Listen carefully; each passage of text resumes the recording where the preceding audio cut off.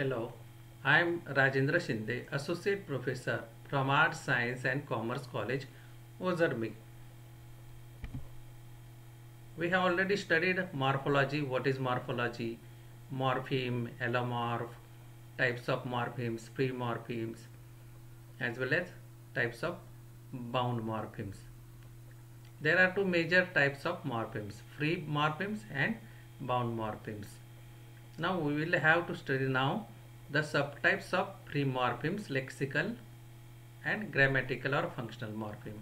And second types, bound morphemes, subtypes are there, subtypes inflectional morpheme and derivational morpheme or suffixes.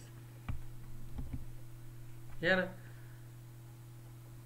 are two types of free morphemes, lexical morphemes and functional morphemes. Lexical and functional morphemes are the two types of free morphemes.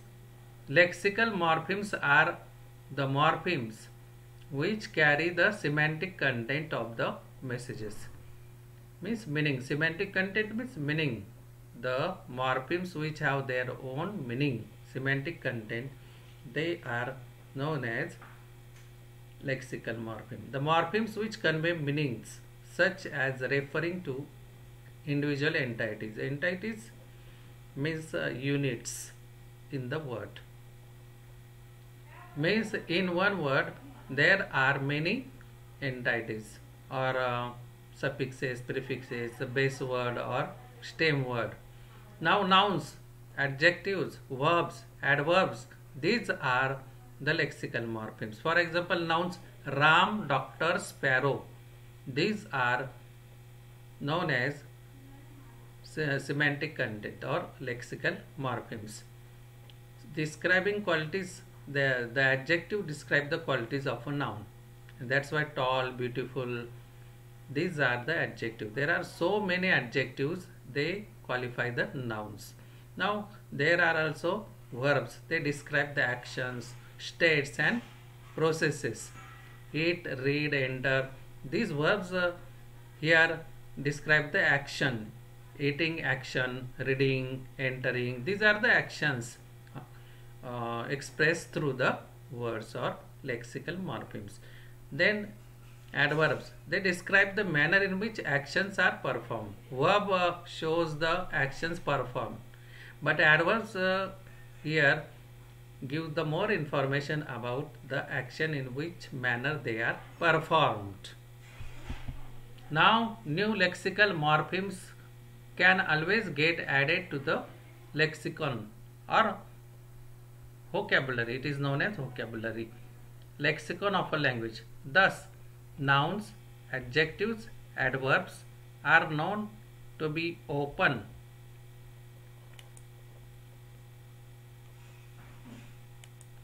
class of word category. Means they are known as open class word category.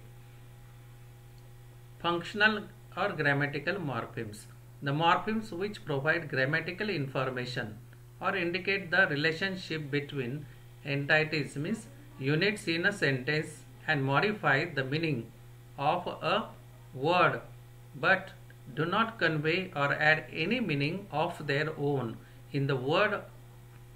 These morphemes are called functional grammatical morphemes.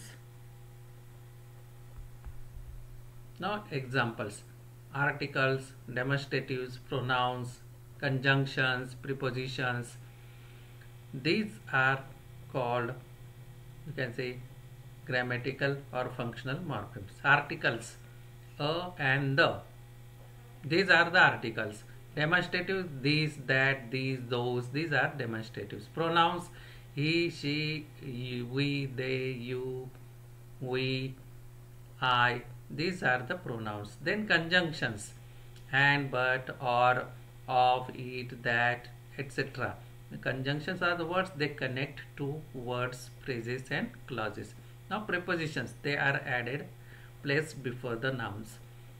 On, from, in, under, below, above, between. In such a kind of prepositions are also functional or grammatical morphemes. More words cannot be added to any of these categories of words. So such a kind of morphemes belong to closed class of words. Means they are known as closed words because they do not allow other words to be added. But on the other hand, open class of word category, they allow other words to include. But here we cannot include more articles than 3-1 or more demonstratives except these, that, that, these, those, like this pronouns. We cannot add our own. That's why they are called closed category words. Now both lexical and functional morphemes are independent words by themselves. They do not attach to and other morphemes. Now they here are known as free morphemes. They have their independent meaning, they have their own meaning, they stand themselves, they have their own meaning. Lexical and functional morphemes. These are subtypes of free morphemes. Now there are two subtypes of bound morphemes: derivational morphemes and inflectional morphemes. First, derivational morphemes. They are used to make new words or make words by changing the grammatical category of the stem to which they are attached. It changes a noun to an adjective.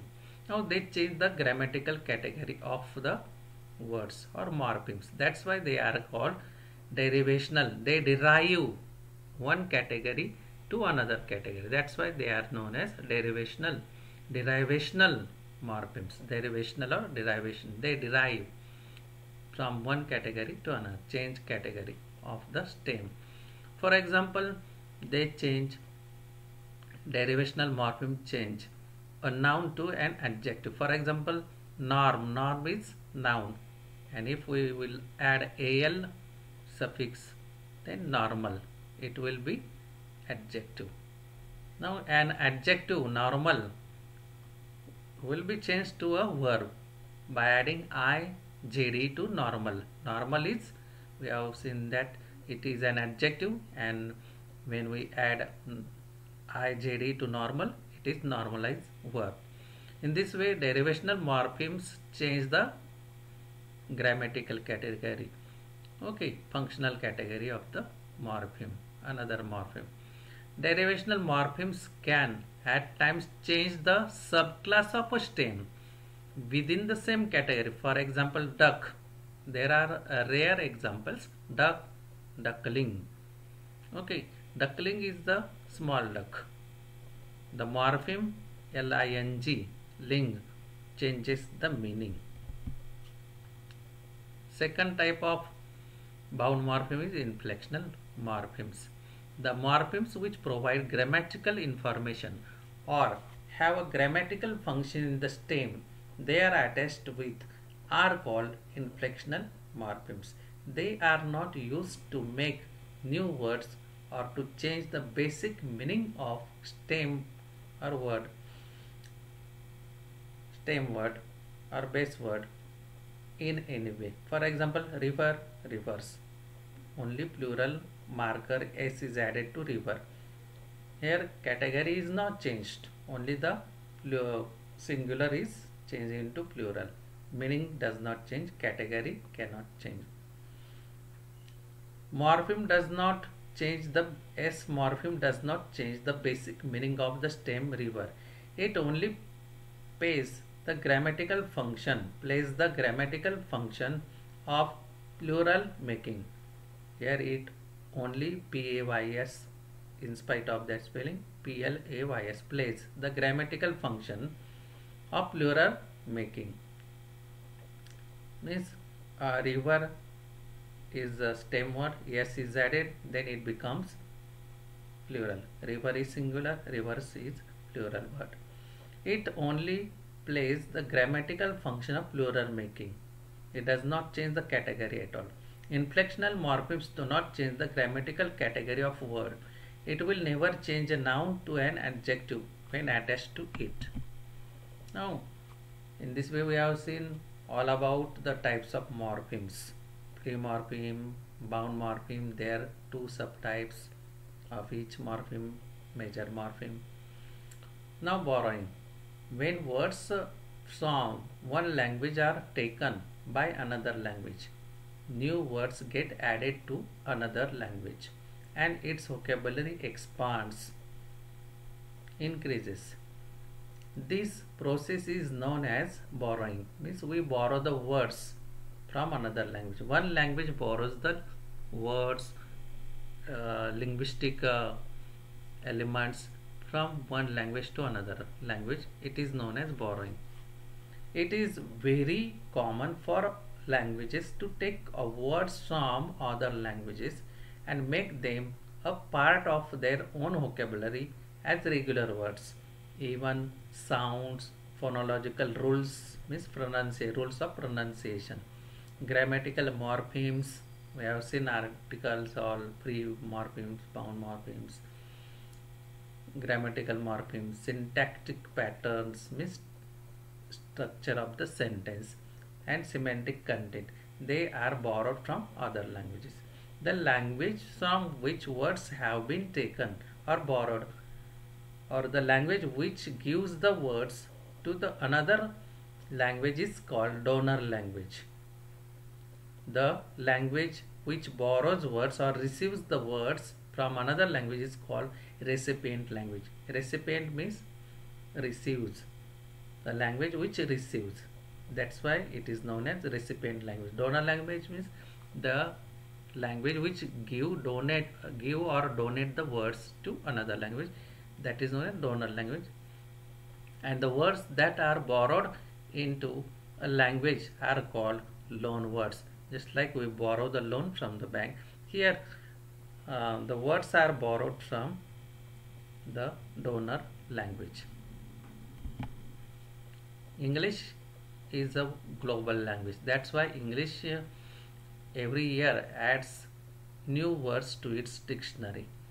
English has many loan words borrowed from French, Latin, Greek, Scandinavian and Danish languages. As well as English has also borrowed many words from Indian languages. Now words. In first column words are given. In second column recipient language, language which receives the words in the first column, and donor language is given in the third column. All these words are now English words at present, but they were borrowed from another donor languages, from French, Danish, Spanish, French.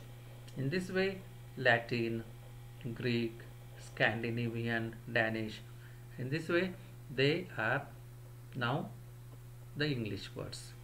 Now words: rent, cost, labor, calendar, pork. These are English words now, but they are borrowed from French language.